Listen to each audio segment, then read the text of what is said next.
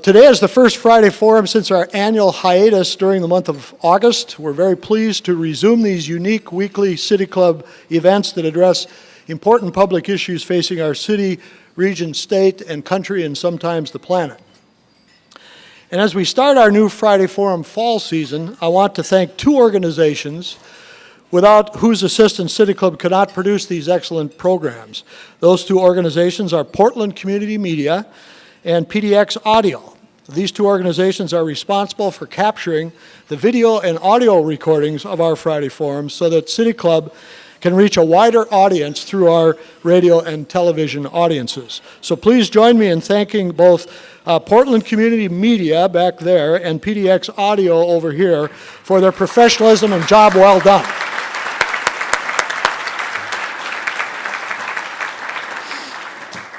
Now, as you know, City Club also has other great partners in presenting these Friday Forums, including our Friday Forum corporate sponsors, without whose generous financial support these luncheons would not be possible.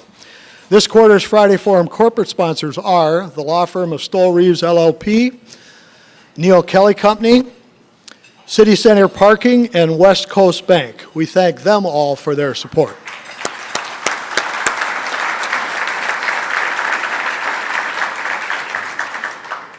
Now, everybody here, of course, is special, but there are some people we do want to recognize, and I guess I'll quickly go through them and ask them all to stand, and we can greet them at one time. Mayor Tom Potter, Mayor of Portland, Multnomah County Board Chair Ted Wheeler, please stand, and Portland School Board members Martine Gonzalez, Bobby Regan, David Weint, and co-chairs Delafruz Williams and Trudy Sargent. These are all our public servants. Please thank them.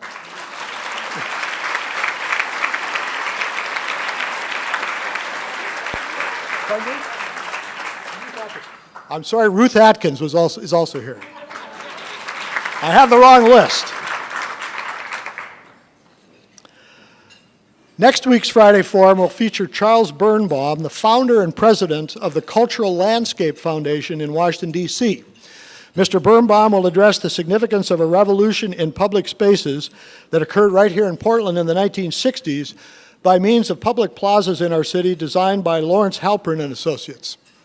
Mr. Birnbaum will be in Portland as part of City Dance, a week-long series of events celebrating Lawrence Halpern's work on the larger context, in the larger context of modern landscape movement in the United States.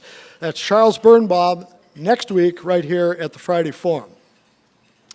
Now, also related to issues of the urban form of our cities, City Club and Portland Spaces magazine have collaborated on another event in their Bright Lights Design Discussion Series. So next Monday, September 8th, PSU historian Carl Abbott and local urban design writer Randy Gregg will team up to examine the impact of the Portland Development Commission's first major undertaking in this city 50 years ago, the redevelopment of the South Auditorium District. Join Carl Abbott and Randy Gregg and other City Club members at this Bright Lights event at Jimmy Mac's in the Pearl at 6 o'clock p.m. as they review the losses and gains of the South Auditorium Urban Renewal Project a half a century ago. And the very next evening, Tuesday, September 9th, City Club's Aggregate Committee will provide firsthand accounts of the happenings at the just concluded Democratic and Republican national political conventions at a program entitled Tales from the Convention Floor. Confirmed speakers include Democratic Convention delegates Mac Pritchard and Jenny Greenleaf, and Republican Convention delegates Jeff Grossman and Greg Leo. The event will be at the Lucky Lab Brew Pub just off Southeast Hawthorne. The discussion starts at 6 o'clock, but if you arrive early, you can buy a sandwich and a beverage, and you can meet with other City Club members at this moderated event. Now, the idea of this was offered up by City Club member Len Bergstein as a way for City Club members and others to have an interest in the real-world workings of our politics, to have another view into how the system actually works. So I acknowledge and thank Len Bergstein for the idea, and I encourage all who are interested to attend. And finally, a quick preview of City Club's other upcoming programming related to this election season. This election cycle, City Club will offer many events, forums, and research reports designed to help voters make well-informed decisions. The September 19th Friday Forum marks the first of 6 candidate and ballot measure debates 3 of which have been scheduled to date. On September 19th, there will be a debate featuring the 2 runoff candidates for Portland City Council seat number 1, Amanda Fritz and Charles Lewis. On September 26th, a debate between the candidates for State Treasurer, Democrat Ben Westland and Republican Alan Alley. On October 3rd, a debate on statewide ballot measures 57 and 61 relating to drug treatment and prison sentencing. And between now and the time of the election, City Club also will be receiving from our committees and voting on study reports and issuing resolutions on 5 key statewide ballot measures on the open primary, teacher pay, drug treatment and prison sentencing, full deduction of federal taxes on state tax returns, and changes to the building permit process. All important issues. And the club will finish off the election season with a pre-election October 31st Friday forum on the nature of political partisanship, and then a post-election analysis on Friday, November 7th. Watch the City Club bulletins for further details on these election-related events and programming. You'll not want to miss any of these opportunities to participate in public dialogue offered by City Club on these important voter decisions that will affect us all. And now to our program. Well, all of this focus on elections during this political season, and with the identity of our speaker today, I was reminded of the results of a national civic election poll mentioned from this podium last year by Oregon's Chief Justice Paul DeMunis.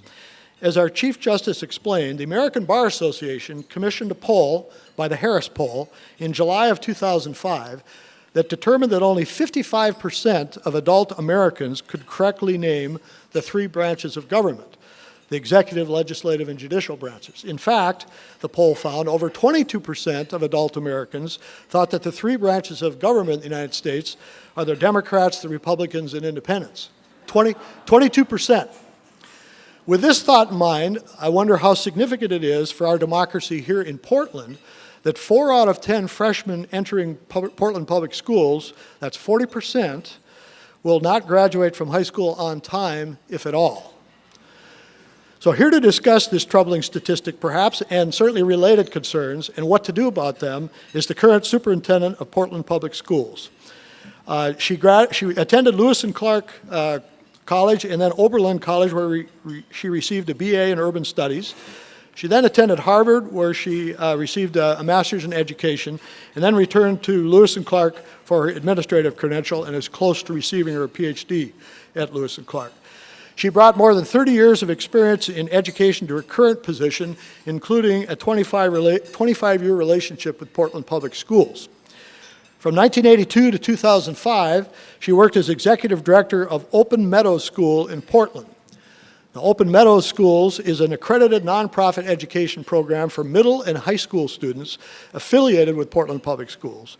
And under her leadership, that organization grew to become a national model for alternative education serving both struggling and gifted students who do not thrive in traditional school settings. 4 years ago, our speaker was recruited to Portland Public Schools to lead the Office of Educational Options, and then assumed the interim leadership of the Office of Student, Family, and School Support.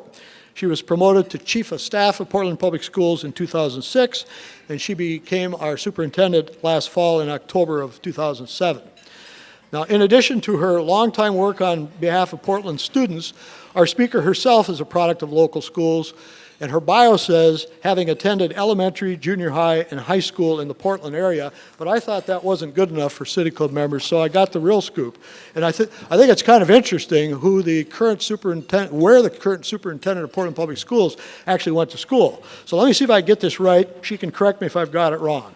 First grade, Shaver Elementary in the Parkrose District. Seventh grade, Parkrose High School while construction work was done on Shaver. Third grade, Holly Rood Elementary in the Portland School District. Fourth through sixth grade, Ridgewood Elementary in the Beaverton School District. Seventh through eighth, Cedar Park in Beaverton. Ninth through 12th, Sunset High School in Beaverton. Is that basically right? So 6 schools, 3 districts, both east side and west side. And just to further cement how committed to education she really is, when she was in the 4th grade, living in Beaverton, After the death of our President JFK, she organized a fundraiser with her fellow neighborhood kids to support the construction of the new John F. Kennedy Library in Boston. She's living in Beaverton. After sending in their earnings, she received an official letter back from the library thanking her for her hard work and the $1.25 that she and her neighborhood friends had donated to the library. I guess in a way it's always about money, isn't it? Yeah.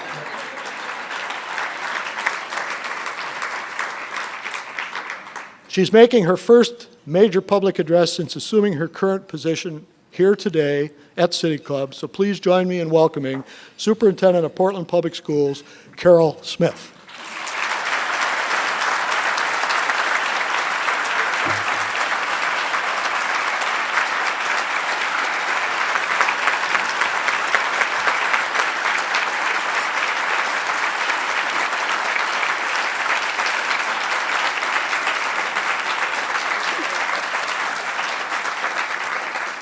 Well, first of all, I have to tell you, this is a great audience to look out at, and that was a really nice welcome, so thank you very much.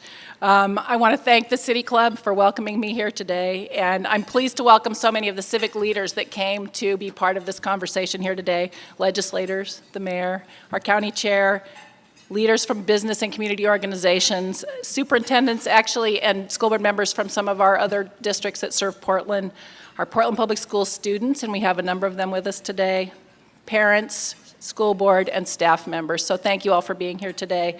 And I will say it is the collective commitment of the folks here in this room that is vital to the success of our students. So it's really important that we're all engaged in this conversation.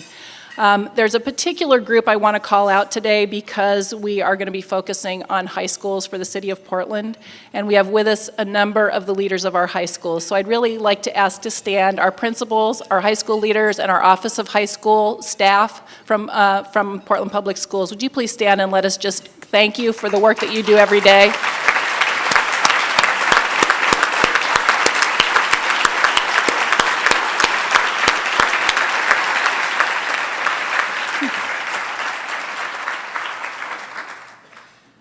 And I will say that these folks have one of the hardest jobs, I think, in this country. So I truly will just say thank you. Thank you for the work that you do every day on behalf of all of us and for our city's kids. So this week marked the first week of school, and my first week, well, opening a school year as superintendent, and it was a blast. We had kids. The one thing that's wonderful about schools is you get to start fresh every year. So people come in, teachers come back really ready to go with the things they've thought about that they want to do with school, with their kids on the coming year. Kids are totally excited and energized, and they are just like ready with their clothes and sparkles and, you know, ready for a new year. We saw enthusiastic ninth graders coming and really entering, being specially introduced to their high schools by upperclassmen who were telling them how things worked. And it was just a pleasure to be out in schools and seeing people enthused to be back. So that was wonderful. As you heard in my bio, I spent 23 years as the executive director of an alternative school in North Portland, Open Meadow, the focus being re-engaging young people who had not found their spot. And what I will say has given me great joy over my professional career is the process of being with students as they discover their own passion for learning and that they actually find a place that they fit and they begin to thrive if they didn't believe they were going to find that. And even second to that is with a parent who finally watches that happen for their child if they had started to believe that was not going to happen. So in terms of what makes my heart sing, that is something that makes my heart sing. So when I had the opportunity to take this job, I will say that what moves me and what motivates me is that I want our district to have a perfect fit for every one of our students where we are fully challenging and supporting them to be successful. So it's totally wonderful to get to do a job where your personal passion and what the mission of the organization is are perfectly matched. So I feel very lucky that I'm getting to do what I get to do at this moment. And it truly is. It's a part of my heart, and it's what's given me pleasure. I used to watch graduations from Open Meadow with students who'd been told We don't believe you're ever going to graduate, and we would have families of 25 people show up to watch one student graduate, and I would get to sit on stage and watch the faces of those families as they watched that student graduate, and there's nothing more powerful than watching that happen, because you change an entire family by that difference and by making that opportunity possible. So I feel passionately about what we're here to talk about today. I also just will say I feel really honored to have the privilege as serving as the superintendent of our city's school district, and I want to thank all of you for the tremendous support I've received in this last year, as I'm just about ready to hit I'm 3 weeks shy of my 1-year mark. So thank you all for the support that you have extended to me in this time. Okay, so in the last year, we've accomplished a lot at Portland Public Schools and moved forward on a lot of initiatives that were underway. I'm not spending a ton of this time here today talking about those, because I want to focus on high schools. So what you've been given when you came in the door was a progress report that gives you highlights of the year. I hope you take a look at it. There's some great stuff that's happened. I'm going to call out a few things because they tee up the conversation I want to have with you, but please take a look at it. There's great stuff going on in our schools. So some of the good news. More than 70% of our schools met all of the standards under No Child Left Behind, which is higher than the typical Oregon school district. Our seniors' SAT scores are rising, and once again exceeded both state and national averages. Over the last few years, more of our students are meeting state benchmarks in reading, math, and writing. Our gains have been consistently strong in the elementary and middle grades. However, and this is the big however, over the last 4 years, our high school test scores have remained rather flat. And this leads me to today's topic. What I want to focus our attention on, and our future energy as a community, is what I believe to be the most urgent challenging facing our school district and our city, and that is building a high school system that meets the needs of the 21st century. And I'm going to ask you to bear with me here as I help to create a little visual of why are we focusing on reforming our high schools anyway. And I've had conversations with numbers of people who are like, hey, high schools were fine when I was there. I got a whole lot, I got art, I got music. I don't know why we're not doing all those things now. And what's the big deal? What's the big conversation about reforming high schools? So what I'm going to ask you to do is, in your mind, imagine that it's the year 2000, and you're freshmen entering high school. You're the class of 2004. You've had an interesting ride in Portland Public Schools. So Oregon voters passed ballot measure 5 when you were in preschool. At first, not much changed. You were happy to be in school. But as property taxes were lowered and more of Portland's tax money was equalized to help students across the state, the changes became readily apparent. You lost your art program, you lost your music teacher, you got less PE, and you started having really dog-eared novels appear in your language arts classes. Your social studies classes and your textbooks still had maps and a chapter on the Soviet Union. At the same time, you had fabulous teachers, and teachers you were really attached to, teachers you went back to talk about how you were doing after you left school. And now, culmination of your Portland Public School experience, I'm going to ask you, and I hope you're done with your dinner, and it'll give you a little opportunity to move for a minute, because I'm going to ask you to all stand up. This will go quickly, but it'll give you a little, get the blood to your blood rushing. I'm going to lead you, the class of 2004, up to the present by the numbers. So here you are, you're all entering 9th grade. As of June of 2004, your high school graduation day, more than 40% of you are gone. And what I want you to see is the power of how many of you will not graduate. So at your table, will 4 of you please sit down? And don't take a lot of time deciding which 4 don't get to graduate.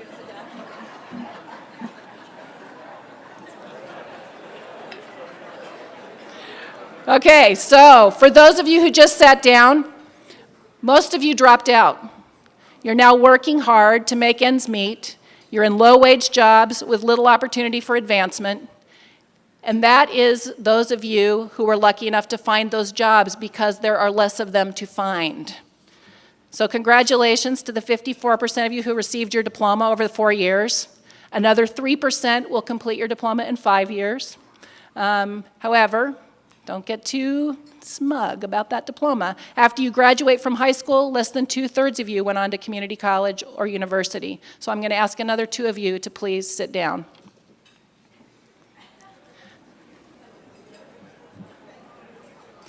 Okay, so of those of you who did go on and pursue post-secondary education of some sort, how many of you will actually complete your studies and earn a degree, an associate's or a bachelor's? Many of the class of 2004 are still in school, but if history is any guide, 1/3 of them will drop out of college before earning either a 2-year associate's degree or a bachelor's degree. Would 2 more of you please sit down? Of the 10 students who started high school in the year 2000, we expect just over 2 to end up with a college degree, either community college or a bachelor's degree. So I'd like you to look around and see how many people are left standing of your class of 2000. This is our brutal truth, and it's the brutal truth of numbers of American cities across this country. So Portland Public Schools may have company, and I'm going to go ahead and you may sit. Thank you for bearing with me on that one. I really wanted you to feel the visual of what that means and what it means where literally at your table of 10, some of you are going to graduate in college and what opportunity you know that opens for you and what it means for those who do not end up there. So I think this adds just a visceral feeling of urgency to the challenge and the task that's in front of us. So I wanted you to see that. I wanted you to feel it. Thank you for bearing with me in doing that. So the other point I'd like you to understand is that this challenge is not just about some of our high schools in this city or some of our students. This is a challenge for us citywide. Even high schools that we consider to be among our strongest, who have lower dropout rates, higher graduation rates, higher numbers of students going on to college, not much more than half of the entering class of 9th graders will end up earning a college degree within 6 years of their high school graduation. So we're aspiring to have students enter college, but also give them the skills to persist and complete and earn that that college degree. So really important, just what is our current state of affairs. I'll venture to say that the vast majority of you, if you do have children, would want them to have the opportunity to earn a college degree. And I think we would all say you at least want them to have that choice at the point they're leaving high school. You don't want that choice to have been made at some earlier point in their high school career, that it's no longer open to them at the point they graduate. Is that too much to hope for all of the children of this city? I don't think so. I think it's what we'd want for every child in this city. That our public schools would open doors to opportunities and make all things possible for every one of them. It's not what we have now. For our students, our families, our neighborhoods, our local economy, and our city's future, we absolutely must do better. Our students are entering a world that's far different from the one that existed in the 1920s or the 1950s when our high schools were built. The Leaders Roundtable, and many of you are part of that group and have been part of the discussions that have been deep for leadership in this community about what do our high schools need to do that they did not need to do in the past. Leaders Roundtable prepared a report that summarizes the situation quite well. In the past, at our workplaces, a select few were the leaders. Some employees provided professional services, and everyone else took direction. Job security was assumed in exchange for loyalty and hard work. Employees stayed with a career for a long time, perhaps even their whole career.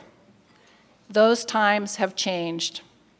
In the workplaces of our future, everyone must be skilled, everyone must make decisions, and everyone must take responsibility. Work is often done in teams, and high-wage jobs go only to those with knowledge and skills. No jobs are secure, and workers have many employees, often more than one career, and require constant education and retooling. In the past, high schools were never intended to graduate every student or to prepare them all to go on to college. The goal then was to prepare the brightest for college, to train for leadership, management, and a professional career. The rest of students, they were prepared to go directly into the workforce. Students might find well-paid, and I underline well-paid, work in a factory assembly line, in a mill, a trade union, or a service job. In the past, many young women were discouraged from pursuing college or careers at all. They might find a job, but they were expected to raise a family and perhaps rely on a husband to support the family on a single income. And again, those days are gone. That's not the situation that we are facing now, or that we're sending our young people off as a part of their future. The high schools of our city's future must assume that everyone is and should be prepared for further education of some kind. Whether they want to go to college immediately or not, we want that to be an option. High schools must give all the students the skills they need to meet the demanding requirements of college and the workforce. And at this point, we're really saying college-ready and work-ready are one and the same. So the conversation about, will all school students really go on to college? I will reemphasize, we want that to be an option for every student, and that they're figuring out their best future for themselves.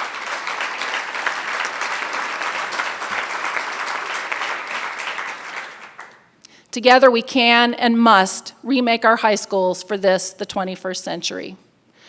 Portland schools have spent the last decade, and you all know this well because you've lived it, fighting for funding, dodging budget blows, and scraping together the means of survival. Our families, staff, students, and the community have done a truly remarkable job of maintaining strong schools as we lurched from crisis to crisis, ballot measure to budget cut. I want to take a moment right now to thank each and every one of you for offering your time, energy, blood, sweat, tears, creativity, resourcefulness to this community and the children of this community over so many years. It's why we have a foundation to build on. And I will just say, people have been tremendously resourceful in meeting challenges that were really deeply threatening to our education system. So please give yourselves a round of applause for the support over this many years.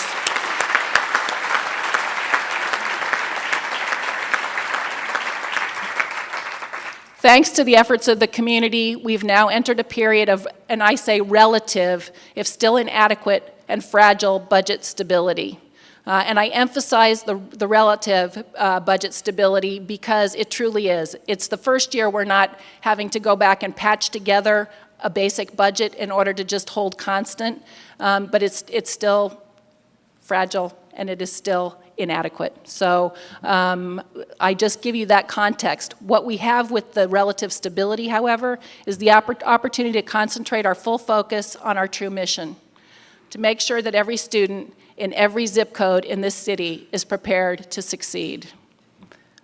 This is our time, this is our challenge, and this is our window of opportunity. We must focus on what it will take to prepare our students to take their rightful place as citizens of this city. The responsibility for delivering results is not that of our high schools alone, and this is part of why I really wanted to call out who are our high school leaders, because this is what they do every day. And there are a lot of other factors that play into whether our students are ready for high school at the point they get to high school.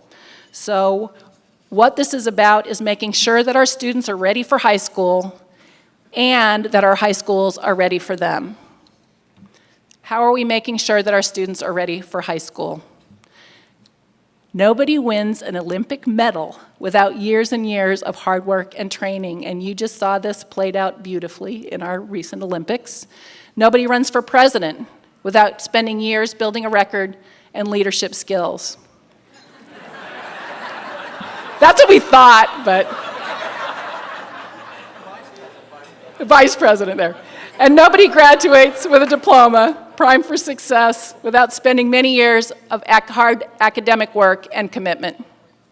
Ultimately, we want our students to be prepared to leave us. So what we're preparing for is the moment they leave us, we want them to be prepared to take full advantage of opportunities and be prepared to go out in the world and be independent and on their own.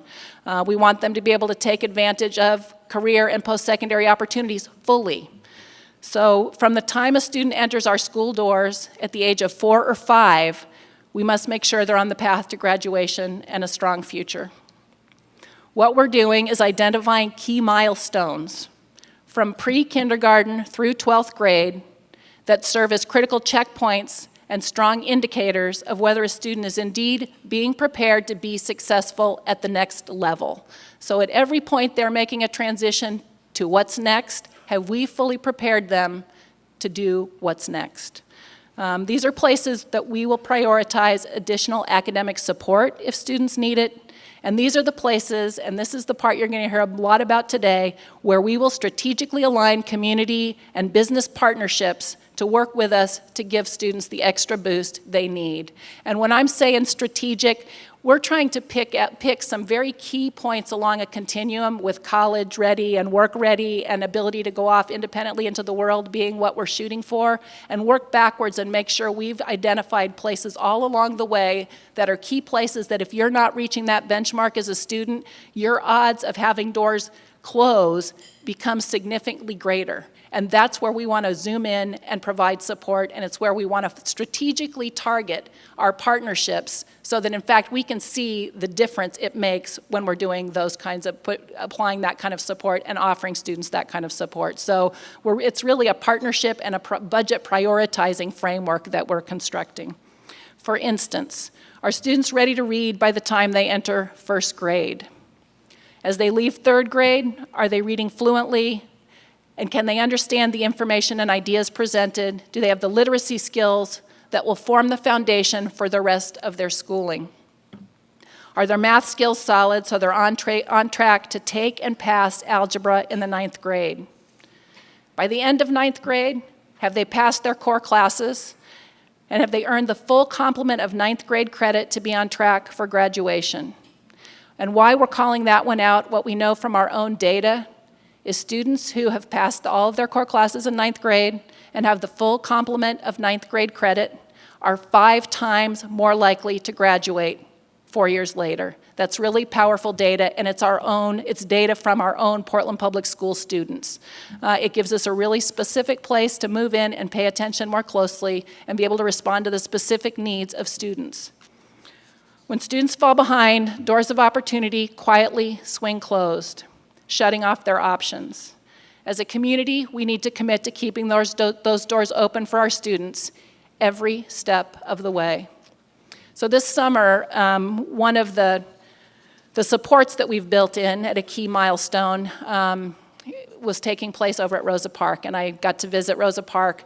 It's our Early Learners Academy, and I visited with Charles, who's a 6-year-old who was referred to the Early Learners Academy this summer because he was not feeling, his family felt and his kindergarten teacher felt he wasn't quite ready for first grade. So I went in, Charles pulls me over, he shows me the words on the board that he can read, he's totally enthusiastic, he's like showing off all his skills and really just energized and excited about what he's doing in school. The teacher then pulled me aside later and said, okay, so that was amazing what I just saw him do, because he was so enthusiastic showing you what he can do. This is a student who started the summer, 5-week summer program, under the table with his hoodie on, kind of playing with stuff and trying to avoid the attention of the teacher, and just totally freaked out about being in school. So what he's done in those 5 weeks is build his literacy skills and build his confidence before he starts first grade. And what I want you to imagine is just what a difference that makes for that child's entire school history. I mean, he's starting school in a whole different place he would have had he not gotten that special attention and support during the summer, the difference it will make in his life. So it's a very powerful place where the community meets the school at our edges. And when I say that, Nike School Innovation Fund was our partner in offering that Early Learner Academy. We've done it for 2 summers. It's impacted 700 students as they're heading into first grade from kindergarten, and this year from first grade into second grade, and has made a powerful impact. So the results out of last year's Summer Academy were sustained through the first grade year of the students who were in it. So I will just say, we're trying to find high leverage points like that we believe will make a difference in a student's entire school career. So very powerful, and the result of a powerful partnership with Nike School Innovation Fund. Other partners have stepped up for Portland students at another critical stage of their schooling, and that's the transition into high school. And these are the two that I really want to focus on because they're ones that are most fully formed as partnerships. Each year we must make sure that our students are ready for high school as they enter. And we've learned, as you heard, that ninth grade is a critical year. So this past year, for the first time, as students were entering ninth grade, our high school staff each knew in every high school the name of the students coming in from 8th grade who were not already passing or exceeding 8th grade benchmarks. So coming into a school year, those students were already recognizable by name and staff knew to pay closer attention to them. Each high school developed a strategy, an independent strategy, to pay attention to and support those academic priority students as they make their way through the ninth grade and to notice when they're struggling and to move in closer. What we've learned is that, and what we know, is that personal attention makes a huge difference. So at Cleveland, I'll call out a specific example.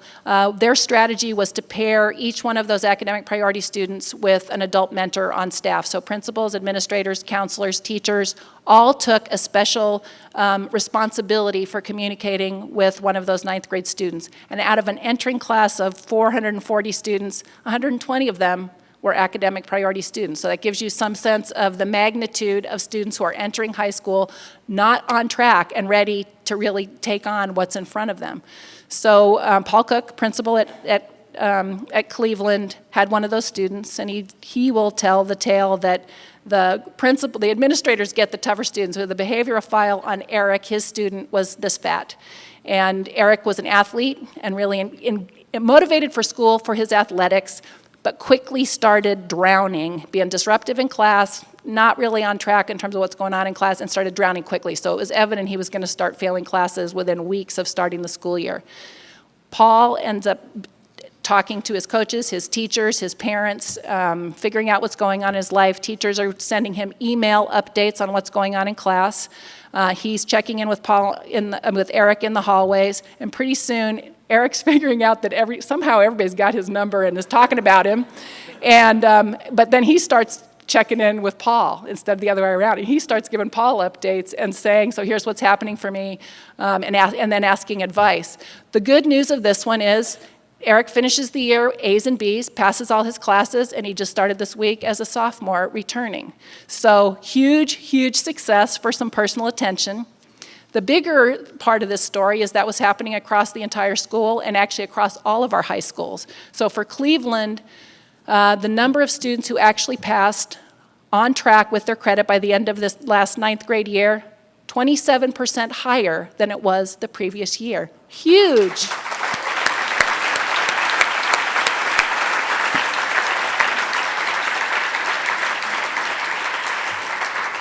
And for the first time in recent memory, the entire ninth grade class returned this year to start the year as sophomores. So.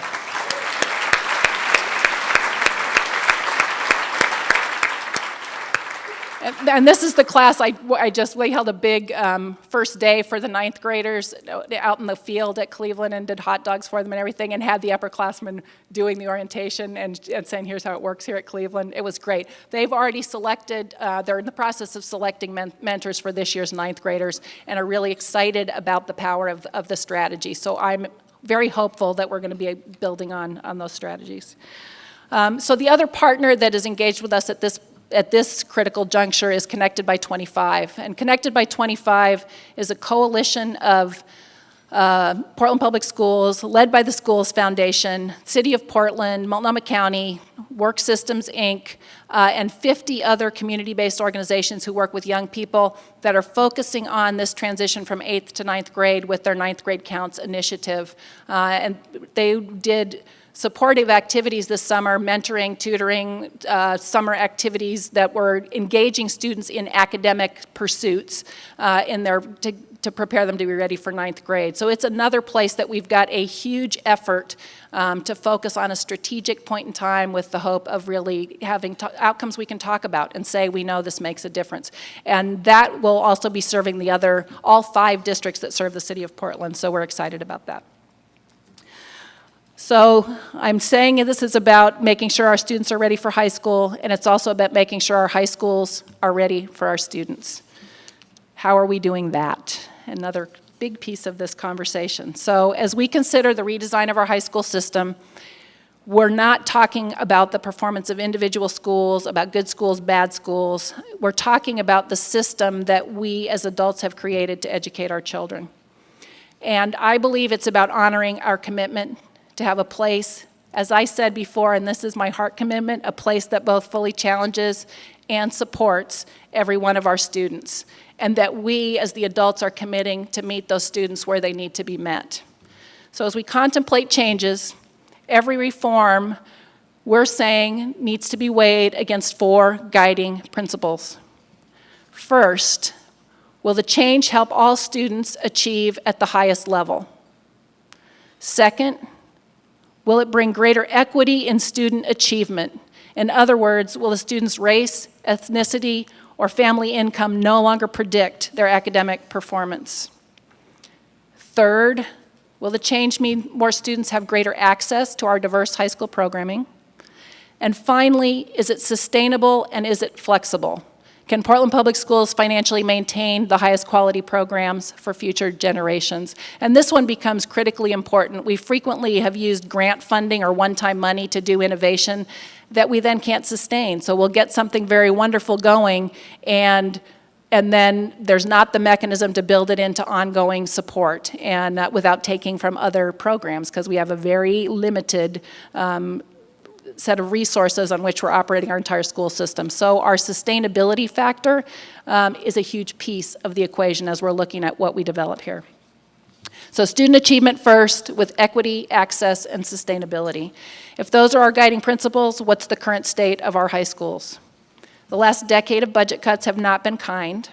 Every one of our high schools has been forced to make painful choices, cutting teaching jobs, reducing electives, resourcefully eking out the means to preserve whatever could be preserved. And I was calling out earlier the work of the community in doing that preservation and eking out resources. We've had school communities that have done tremendous jobs just keeping things alive in their school out of pure passion and just heartfelt commitment to their school community. So this is a huge factor in what we have right now to work with. Over the last 15 years, our central office, increasingly starved for funding as we've been keeping emphasis on keeping teachers in classrooms, eliminated our curriculum department and slashed support for schools, leaving each school to fend for itself. So what we have now is a collection of high schools and not a high school system. We have an amazing core of teachers and strong principals. With increasingly limited central direction and support, many of those teachers became entrepreneurs of education, developing their own curriculum, innovating new ways to reach and teach our students. We have teachers like Doug Wynn, who developed a civil rights curriculum and then took students to Selma, Alabama. Teachers like Jason Owens, who's almost single-handedly revived the band program at Madison, or Jill Semlick, whose ecology students trap northern flying squirrels and collect data to report findings to the federal forest managers. These teachers are great examples of the strength that we have to build on. There are people who've gone the extra mile to figure out how to meet the needs of individual students and have done it creatively and have engaged the students that they work with, and they know how. They know the students, they know how to engage them. The downside of the decentralization has also been painfully clear, which is inconsistent and uneven course offerings across the city and significant inequities across our system. So our challenge as we design a high school system for the 21st century is both to build on the strengths, like the ones I'm describing to you, and to build consistency and quality across the entire system. How are we doing this? First, and some of this won't sound really jazzy, it's going to sound really basic to you, except that we don't already have it. So it's it's what we're building foundation here. So first, by the end of this school year, we're defining our core educational program that we want to have offered at every high school campus, and to plan to fund it within existing resources. And when I'm saying core program, right now we do offer what students need to meet graduation requirements, and we do offer what students need in order to access higher education. There's a layer, though, that is really differential across campuses. So are we making access to higher math? Is art and music a core? Do we want that to be considered core, or is that an elective, or is that something that's only specially offered at some campus? So what we're considering core, that's the conversation about what are we considering to be core and what we would want to see at every high school campus. It also means we want students at every school to have access to programs that grant them college credit when they're in high school. So we're looking at dual credit opportunities in partnership with community colleges and universities. We're looking at AP, advanced placement, and international baccalaureate programs. And any of those offer students a rigorous college preparatory curriculum and opportunity to earn college credit. So between those three, there are primary avenues but we want something accessible to every student in every campus. Second, we're then defining program offerings that would be unique or different across the system. So we may offer one or two of them. Like, we're not going to do an IB program on every campus. We've got two.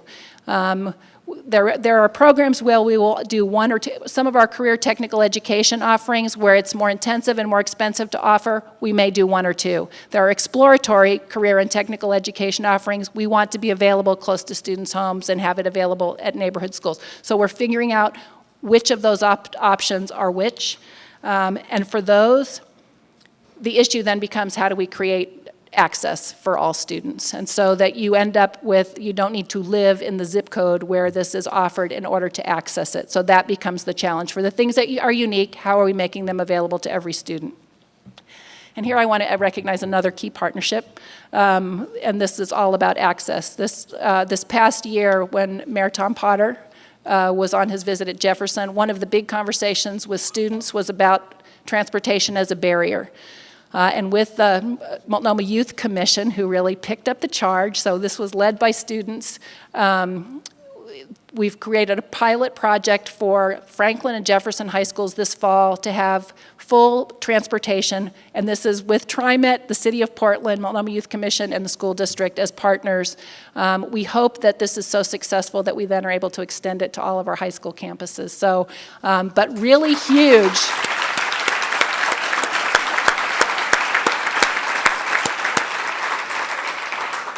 It's huge in terms of really making accessible any of the career technical opportunities that I'm talking about, anything that's only offered in one part of the city. We start to open up those opportunities for all students, and it's not just about the one you can get to because it's close enough to ride to on your bike. So I will say thank you. This is a wonderful beginning in terms of our access conversation.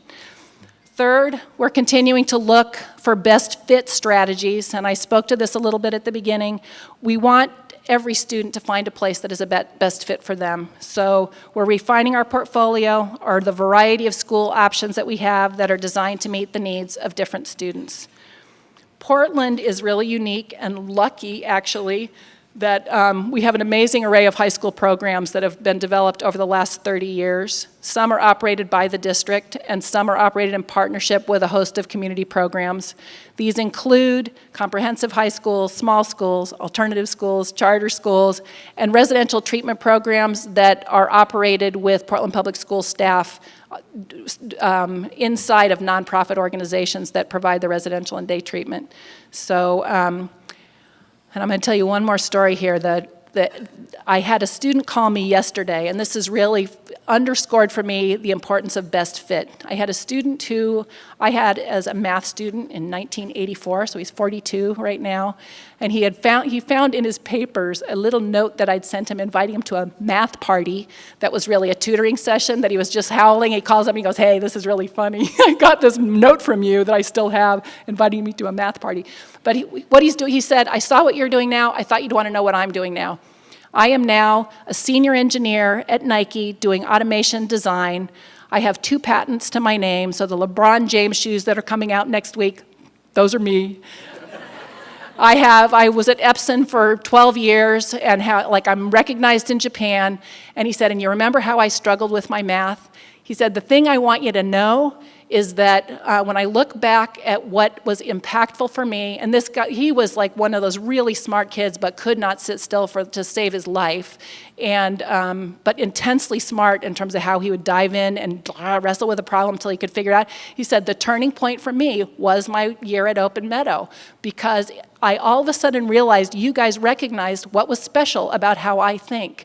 And what has become my value in the world is when I'm outside the box. I've become an innovator and an inventor, and that's when I knew that, was when I was there, because it's the one place I felt it valued.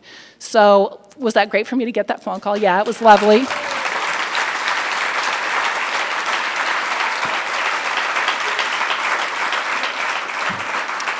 But it underscores for me the importance of best fit and really making sure we're paying attention to what students need and that we're truly meeting them and giving them what they need. And that's what we're paying attention to when we're keeping a full range of options available to meet the needs of our students. So as we consider our core program and opportunities for students, we're taking a hard look at our entire portfolio. We're looking for equity of expectation and opportunity and outcome regardless of what type of program a student may be in. For example, our high school reforms over the last 5 years have split some large and troubled high schools into smaller learning communities. This restructuring has been a success on many levels. Students are making a much stronger connection to their teachers, real gains in achievement scores, and last year made some significant improvement in our stubbornly low graduation rates. The challenge for us now is really figuring out what's the optimal size for small in Portland. And part of what we're trying to balance here, and you've heard a lot about this in the paper of, the small school thing. And part of what we're trying to balance, is it true the small schools really meet the needs of a large number of students who that's where they thrive. And it becomes, how do we preserve and balance what's great about the personal environment we're able to create in a small school with intensive theme-based kinds of education, and balance that with an effective use of resources and staffing when we've got a limited use of resources and staffing. So that's the conversation we're in, and that's how we're trying to say, how do we preserve the opportunity and do it efficiently and effectively? Fourth, once we've defined core educational program and the means to provide it consistently across the system, we still need to go deeper. Over the next 2 years, we're focusing more intensively on our career pathways. Those are the courses and experiences that allow students to explore career interest by fusing relevant, career-focused education with college preparatory, academic, and rigor. It's also about developing the interpersonal and teamwork skills necessary to succeed in life. Our students need to graduate understanding the importance of showing up on time, dressing professionally, and working effectively as a member of a team. And I'm not shy to say here, we're going to continue to need help from our partners in doing this. We have a number of partners in higher education and the business world who have partnered with us to develop the system as it is so far.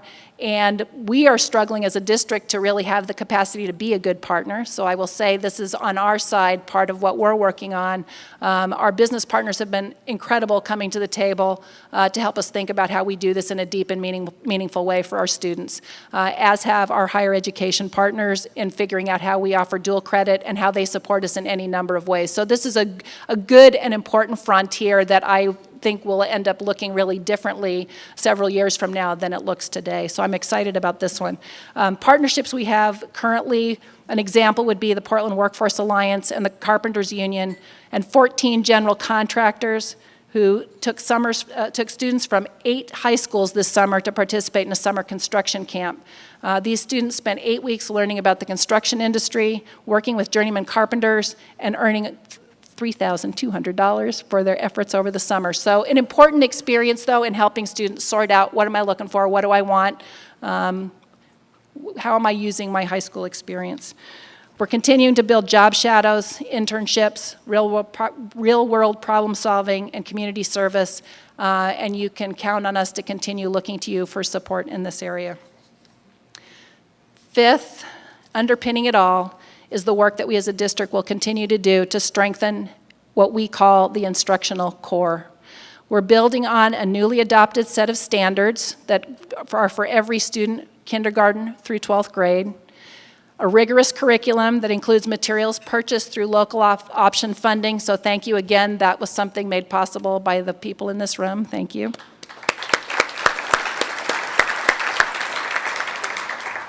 We're continuing to increase the capacity of our principals as instructional leaders, the capacity of teachers to provide effective instruction, and to work to engage students and families in their own learning. So that's our constant, that's what we're working on, that's what we're going deeper on, that's how we're focusing our work.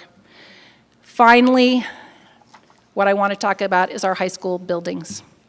So everyone keeps asking me, when are you closing a high school and which one? And sometimes this question is asked out of fear and anxiety, and sometimes it's asked with varying degrees of impatience. And I'm looking around the room and I can tell who's who.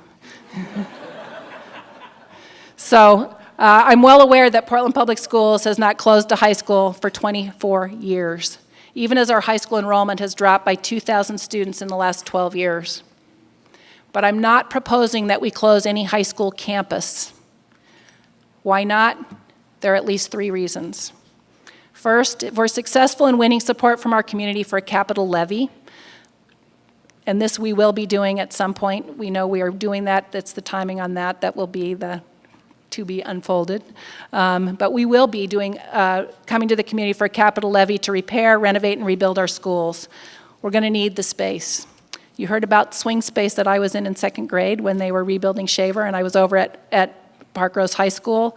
That's what I'm talking about. So when we look at doing full modernization of a high school or building an entirely new school, it's going to take more than a summer. We're going to both be operating programs for students and renovating our schools. So we'll need every bit of extra space in our high school system as swing space. In the Seattle Public Schools, students from Garfield High School spent the last 2 years in the old Lincoln High School building while their school was renovated top to bottom. This year, a middle school will move into the swing space while its building is modernized. So swing space, critical factor. Second, Portland's demographics are changing. Last year, we had 13,500 high school students. That number will drop slightly this fall. But our enrollment in the youngest elementary grades is starting to rebound. And I'll tell you, I felt that even being out in schools. Everybody had more students than they anticipated showing up for school. So we expect that growth to hit our high schools by the end of the next decade. As the city is embarking on developing the Portland Plan, one of the key data points has been that the metro area can expect another 1 million residents, 300,000 of them here in the city of Portland. So looking over the long haul, we need to be prepared. And finally, our high school campuses with the lowest enrollment and those that are usually suggested for closure. And I will tell you, I've received so many suggestions about the ideal plan for what you close and what you hang on to. But the ones usually suggested for closure each have at least 1,400 high school students living in those neighborhoods. So as a city, we have a choice. We declare defeat, shut down those campuses, and tell 1,400 students they have to take a long bus ride every day to a more affluent neighborhood in order to go to school. What that sacrifices is their ability to participate in athletics, after-school activities, or even hold a part-time job. They'll be spending that time on a bus. Or we can work harder to provide programs at those schools that meet families' needs and are attractive to students. I'm not ready to give up on those schools and on those neighborhoods.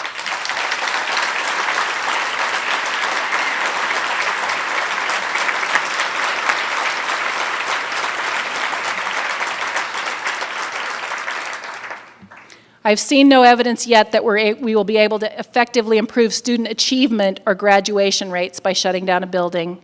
And shrinking our high school footprint does not solve our problems. In fact, I believe a major campus closure right now would divert our attention and disrupt our progress. That's not to say that I am tied to maintaining existing programs exactly where they are for the long haul. We may have exciting opportunities to co-locate programs in shared spaces with businesses or community partners, and we're looking deeply at those opportunities. We'll need to think outside the high school box about what a school will look like. And I'm going to call on that student to come help us think outside the box. Part of what we are getting ready to embark on this fall is a community engagement process to pull in a broader group of people into helping us imagine what we want. So we've spent the last number of months, this past spring, really defining where we are and looking deeply at our brutal truth, as I'm sharing with you. What we want the next phase to be is really engaging a larger group of the citizens of Portland who want to be part of this conversation in terms of imagining what can be. So imagining a performing arts high school that's located in a community center with a theater, with stages, with rehearsal rooms, with classrooms and technology that are in use 7 days a week all year round. Community use and high school use. Imagine a business and entrepreneurship high school sharing technology and space with a community college and business partners and allowing students to incubate their own small businesses. Imagine a health sciences and technology high school in partnership with a hospital where students can shadow nurses on rounds or gain real experience working in labs. And the one I hear a huge amount of excitement around Portland is imagine a high school that harnesses the talents of Portland's green technology and sustainable design community to develop and mentor the next generation of leaders in this field. It's what people know about Portland, and it's really where, how do we cultivate that leadership here and give those opportunities to students who are coming up in Portland, not just moving here to be part of it. So,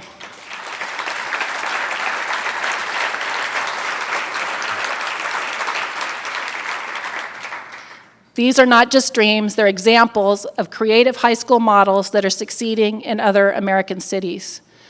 With the right partnerships, and I'm underlining the word partnership, we can make it happen right here in Portland. Over the next 2 years, we will develop a long-range plan for our high school facilities, and we'll develop it together. You've already been invited to discussions about the state of our buildings. Now our challenge is the design of the educational program and developing a facilities plan that delivers on the promise of that education. The challenge of high school reform is not about how many buildings we operate. It's about creating an environment and a support for the magic that happens when you combine a ready student, a talented teacher, and challenging academic content. It's about an educational vision that better prepares our students to be responsible citizens and to lead productive lives in a changing world. And this is not about reinventing a high school system from scratch. When I'm talking about building on the strengths we have many. And it's really paying attention to where those strengths are and where we really are meeting our students' needs. It's about reforming and rebuilding our school system based on what our students need and on what the 21st century will demand of them. There are no easy answers. There will be controversy and disruption along with excitement and progress, and we know this for a fact. But how we respond to these challenges in the next 2 years will shape the future of Portland Public Schools and Portland itself for generations to come. Will our schools fail to prepare students for college and life because we lack the vision and resources to provide what our children need for their future and ours? Or will we have high-performing schools that deliver a strong, personalized education for each student and really help them earn and learn the skills they need? Will Portland's energy begin to wane because we could not sustain our support for schools or produce a skilled workforce, and our neighborhoods and businesses decline as a result?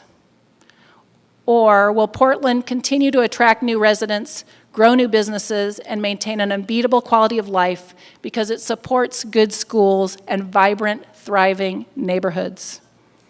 Portland's not unique in these challenges, and we know Portland's not unique. This is something this entire country is grappling with at this moment, and there are conversations similar to this going on across the country. Where I believe we are unique is in our strengths and our ability to examine our practice without flinching, to think creatively and to find solutions, and to pull together as a community to build our future.